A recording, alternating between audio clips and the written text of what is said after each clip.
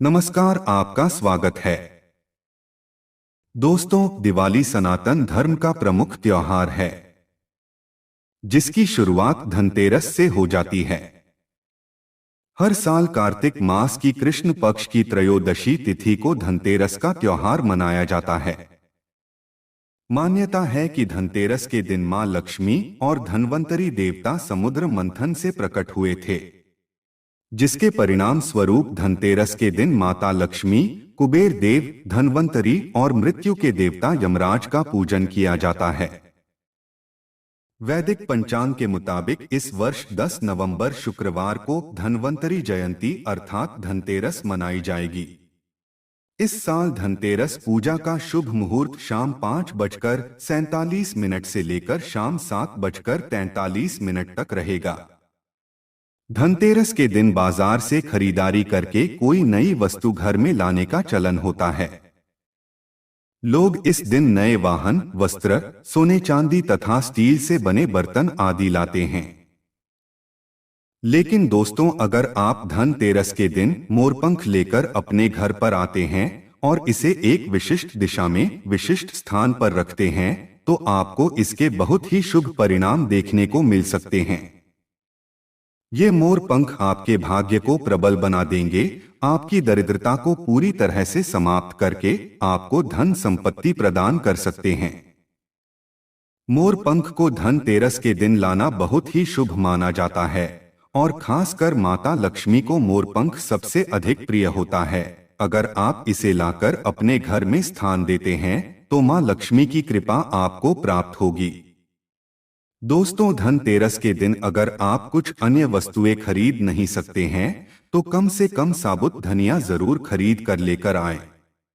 इस दिन साबुत धनिया लाकर इसे घर के किसी गमले में लगा दे। ऐसा करने से आपके घर में धन से जुड़ी समस्याएं खत्म हो जाती हैं। जैसे जैसे धनिया के बीज बढ़ते हैं, वैसे वैसे आपके भी धन में वृद्धि होने लगती है। पुराणों में कहा गया है कि जिस स्थान पर गोमती चक्र होता है वह पर सुख, सौभाग्य और समृद्धि का वास होता है। गोमती चक्र घर में रखने पर अनेक प्रकार के वास्तु दोष भी समाप्त होते हैं और घर परिवार के सदस्यों को मां लक्ष्मी का आशीर्वाद प्राप्त होता है। अगर परिवार के सदस्यों में आत्मविश्वास की कमी है तो 7 गोमती चक्र लाकर उनके हाथ से पूजा करवाकर फिर उन 7 गोमती चक्र को अपने पूजा स्थल पर अथवा मंदिर में मां लक्ष्मी के चरणों में स्थापित कर दे। आप गोमती चक्र को अपने धन रखने के स्थान पर भी जरूर रखें। इससे धन में वृद्धि होती है और अकारण धन का खर्च नहीं होता है।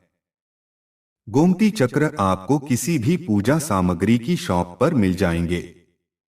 चलिए अब आपको बताते हैं उस उपाय के बारे में जिससे कि आप मां लक्ष्मी को प्रसन्न कर सकते हैं। माता रानी की कृपा पूरे वर्ष आपके ऊपर बरसेगी। इस उपाय के लिए सबसे पहले आप 5 झाड़ू खरीदकर घर पर लेकर आए।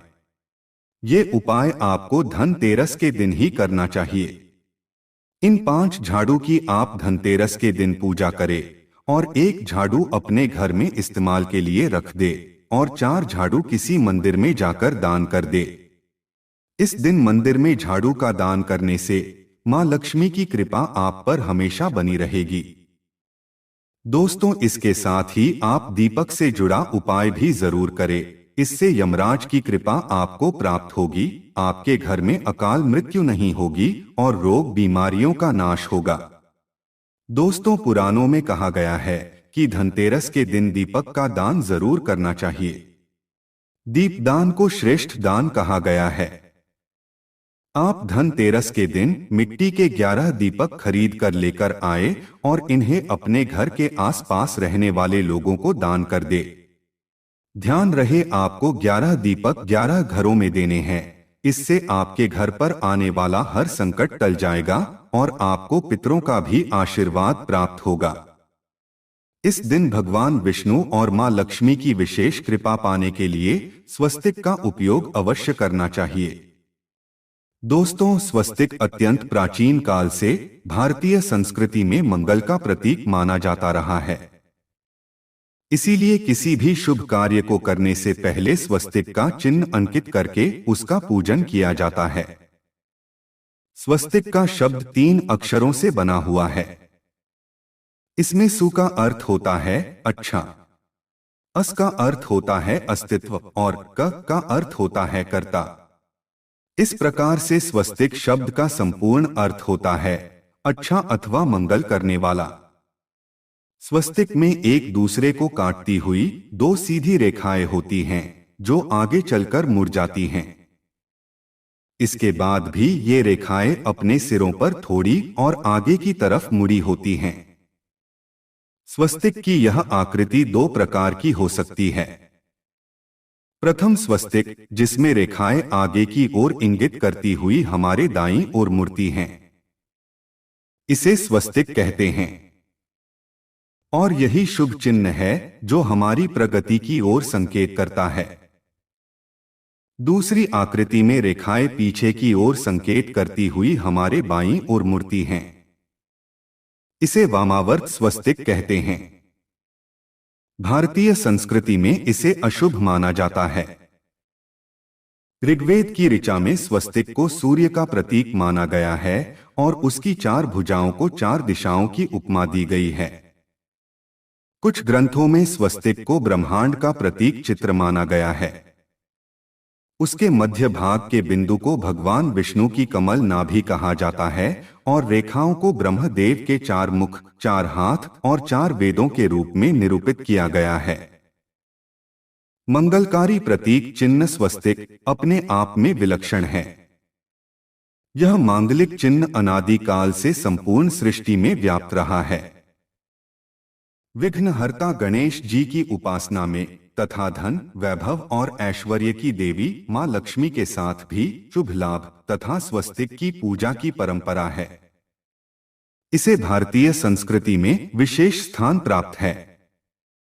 इसीलिए जातक की कुंडली बनाते समय या कोई मंगल तथा शुभ कार्य करते समय सर्वप्रथम स्वस्तिक को ही अंकित किया जाता है। धनतेरस के दिन स्वस्तिक का बहुत अधिक महत्व बताया गया है। धनतेरस के दिन घर के मुख्य द्वार पर चंदन से स्वस्तिक का चिन्ह अवश्य बनाएं।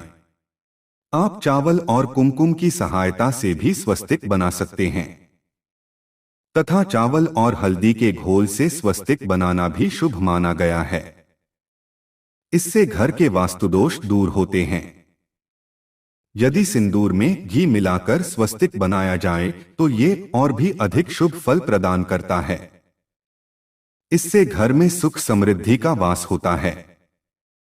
पुराणों में कहा गया है, जिस घर के मुख्य द्वार पर स्वस्तिक का चिन्ह होता है उस घर पर किसी भी तंत्र मंत्र का अशुभ प्रभाव नहीं पड़ता है। दोस्तों, स्वस्तिक को हर दिशा से देखने पर वह एक ही समान लगता है। इसीलिए यह चारों दिशाओं से घर की रक्षा करता है। अगर जीवन में बहुत परेशानी हो तो धनतेरस के दिन तांबे या चांदी का स्वस्तिक अभिमंत्रित करके घर की चौखट पर लगवा दें। बाजार में अलग अलग साइज के स्वास्तिक मिल जाते हैं। उसे लाकर पहले अपने पूजा घर में रखकर उसकी पूजा करें। इससे घर में स्थिर लक्ष्मी का वास हो जाता है। लेकिन सबसे अच्छा है कि आप सिंदूर में घी मिला करके या फिर चावल और हल्दी के घोल से स्वस्तिक बना दें। घर के मुख्य द्वार पर स्वस्तिक बनाते हैं तो ज्यादा बड़ा मत बनाइए। आप स्वस्तिक 3 या 4 अंगुल का बनाइए, यह उत्तम रहेगा। यदि आपके घर के सामने कोई पेड़ है अथवा बिजली का खंभा है तो इससे द्वार वेध निर्माण होता है। इनकी छाया घर पर पड़ने से वास्तुदोष निर्माण होते हैं। इस वास्तुदोष को खत्म करने के लिए घर के मुख्य द्वार पर स्वस्तिक बनाना चाहिए। स्वस्तिक के चिन्ह का प्रयोग खासकर पूजा के दौरान करना उत्तम फलदायी होता है। धनतेरस तिथि पर आप थाली में अथवा चौकी पर स्वस्तिक बनाकर उस पर भगवान की मूर्ति को स्थापित करें।